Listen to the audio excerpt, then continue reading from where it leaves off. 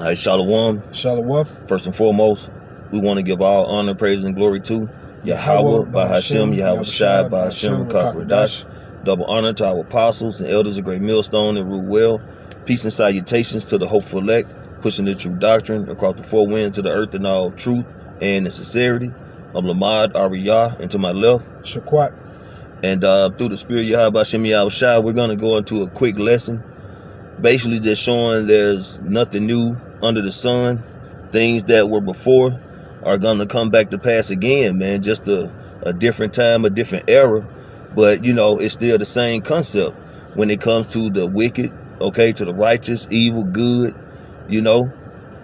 It's going to be those same people in reincarnation coming back again, man. And 2/3 of our people are coming back in reincarnation and gonna be doing the same things that they did in the past, man.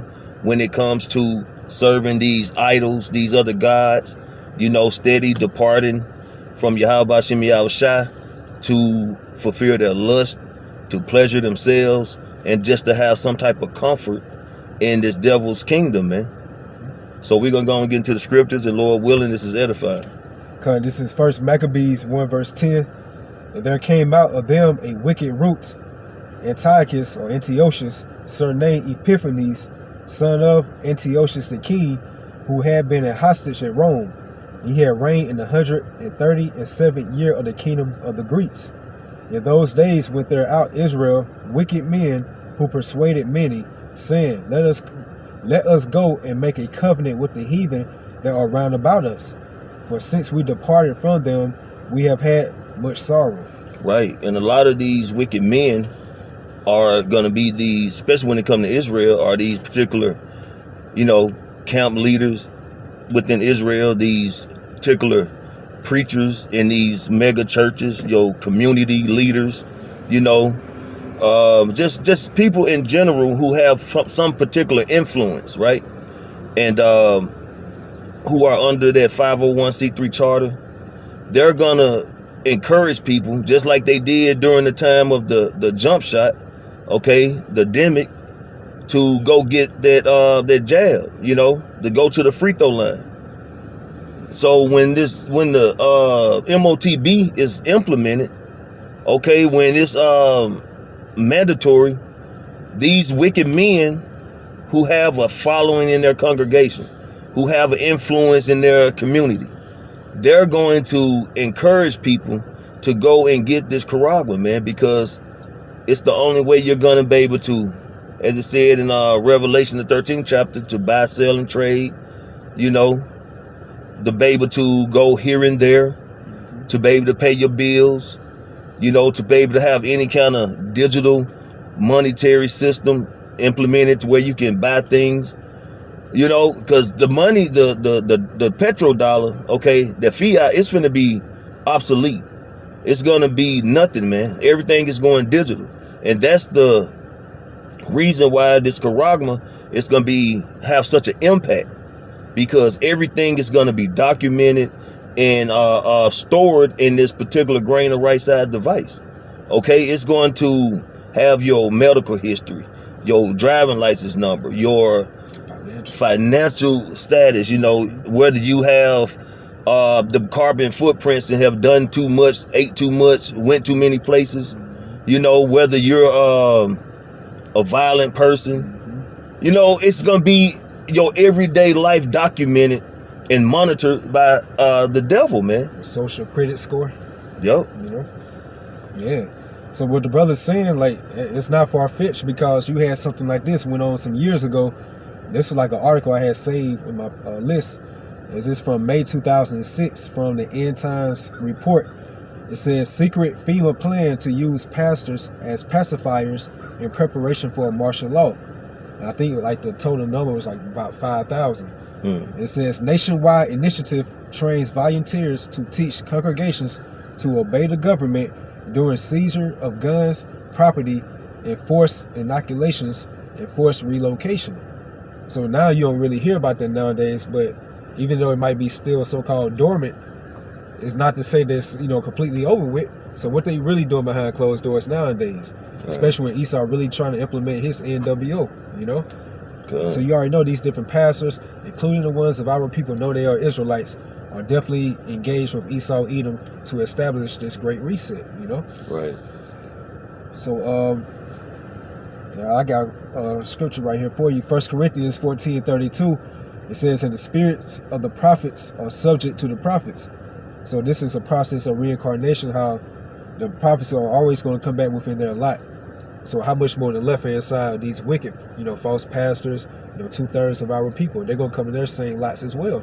Right. Remember our people stated, Yahushua getting crucified, lest blood be on us and our children. That's right. So that same generation's back here again through the process called reincarnation, Come. All right, see what they again back in 1 Maccabees. Come. All right, so back in 1 Maccabees 1, get to the point, verse 12. It says, so this device pleased them well, then certain of the people were so forward herein that they went to the king who gave them license to do after the ordinances of the heathen. Right. And see, when these licenses, man, you got, okay, back in the slavery days, you know what I'm saying? The master would give one of his slaves who's going to be a messenger, he would give him a written piece of paper, pretty much was a document, a license that gave him permission to make this, deliver this message, man. And if the slave patrol run up on him, instead of them, snatching him up, taking him back to the plantation, they would read that letter, that license, that permission slip, and get him a pass, man. It was like a hall pass. It was a hall pass, So fast forward back to now, you got license in your wallet, man, a pocket, a purse, or whatever you got. And if you get pulled over, if you don't have it, you're gonna get a ticket, possibly taken to jail till they do some processing to see who you are, or they'll let you go. That's you right. know, and the modern day police are nothing but slave patrol. Okay, now when it comes to this charagma, it's gonna be the same thing. You take the charagma, even though you signing your death slip, you're gonna have particular benefits from it, able to go here, go there. The brother had did the video where he had the vision where him and two more brothers was approached by police and they were scanning for the charagma to see if they had it. Of course, said through the spirit of Yahweh outside, the scanner was messing up and it has looked that they was good. But the one particular brother in this vision actually had already taken it, man. But the point is, that's gonna be your so-called livelihood in this world, because you're gonna be able to maneuver with it. Right. Okay, but at the same time, you have taken a covenant, like it said in verse 11. You have taken the covenant with the heathen. Because why? At the end of that verse, it said, "For which in 1 Maccabees chapter 1 verse 11, for since we departed from them, we have had much sorrow." So a lot of people are gonna try to hold out, man. But that sorrow gonna come in because the comfort is gonna leave. Yep, conveniency. The conveniency is not gonna be there. Yep. Not able to have necessity is not gonna be there.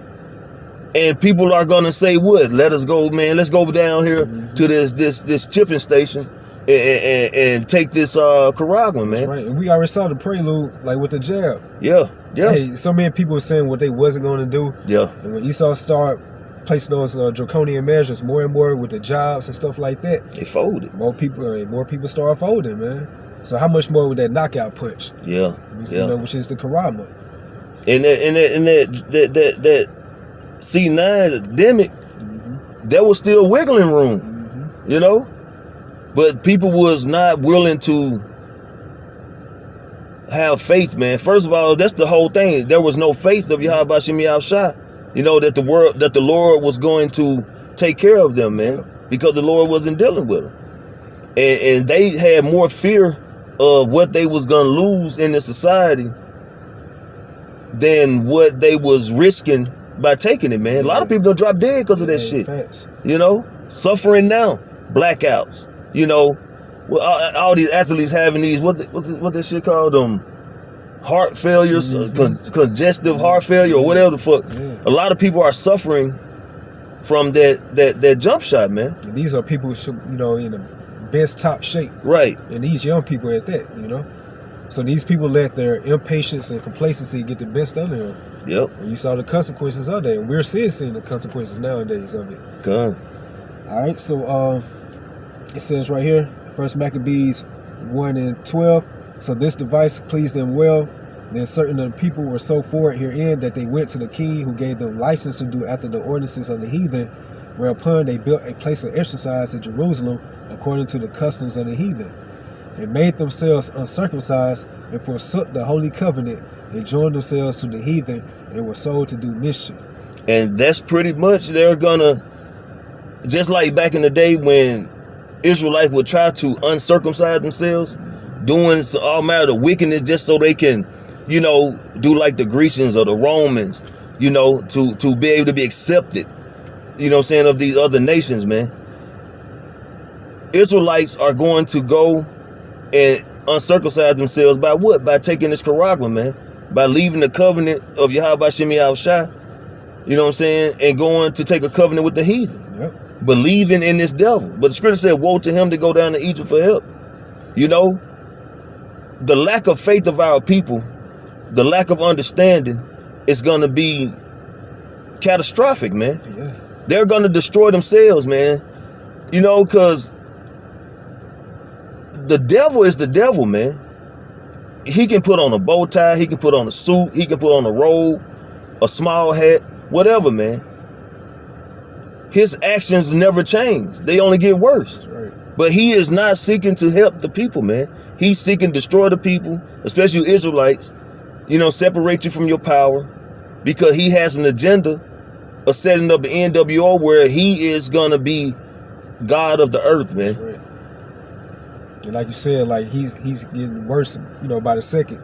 Or you think about it through the spirit, like Esau knows, as the scripture say, he got a boy a short time. So he's really trying to implement this NWO. So he feels like if he can't get it, then no one can, get this, which is a blessing. So Esau going to be fully tapped in, first and foremost, by the spirit of Yahweh Ba'Shem Shai on that left-hand side. Like we're going to see the anger of Yahweh Ba'Shem Shai upon his vessel dishonor. That's right. And this is Isaiah 28:15. Because you have said, we have made a covenant with death.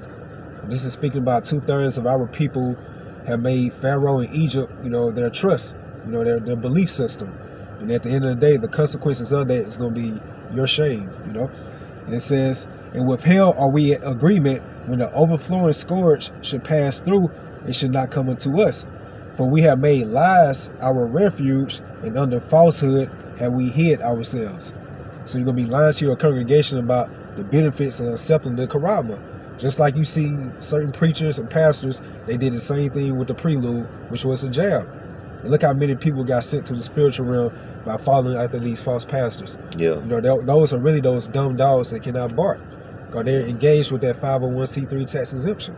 Yeah. So a true shepherd or a pastor, they're going to warn you no matter what the consequences are.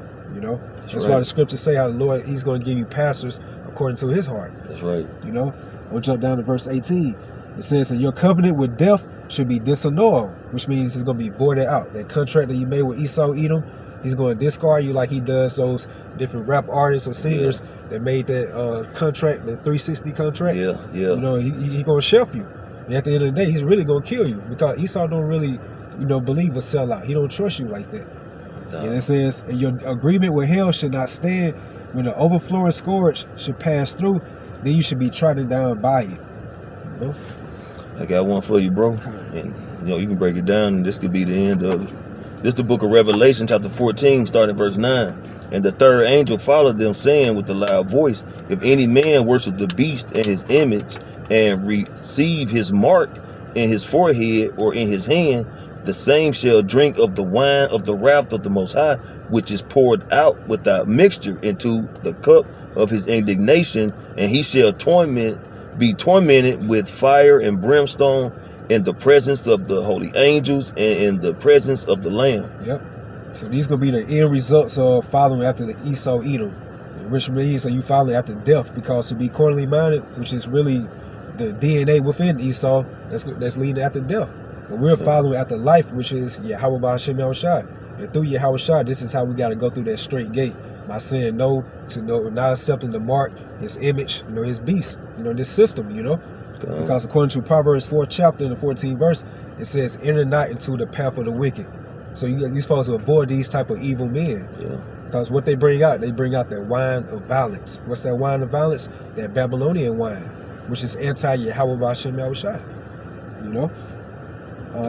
Come. That's it for me on my end, bro.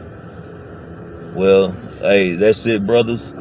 Hey, and Lord willing, this video is edifying to the elect and pleasing to Yahweh B'Shem Yahushua. We want to give all honor, praise, and glory to Yahweh B'Shem Yahushua B'Shem Rakakodash. Double honor to our apostles and elders of Great Millstone and Ruel. Peace and salutation to the hopeful elect. Shalom. Shalom.